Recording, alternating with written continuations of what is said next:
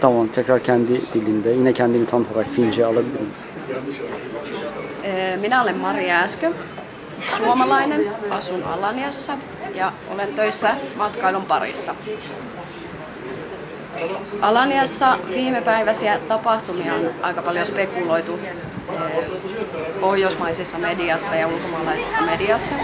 Näitä uutisia on aika paljon liioiteltu.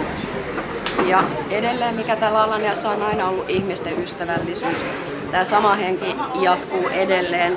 Ja sellaiset ihmiset, jotka on joutunut näiden tapahtumien keskelle, niitä on täällä alanialaiset yrittäjät auttaneet, niin kuin aina ennenkin. Täällä on ihmiset tosi ystävällisiä, tunnelma on rauhallinen eikä täällä ole mitään uhkaavaa olemassa, niin kuin ei ole ollut koskaan aikaisemminkaan.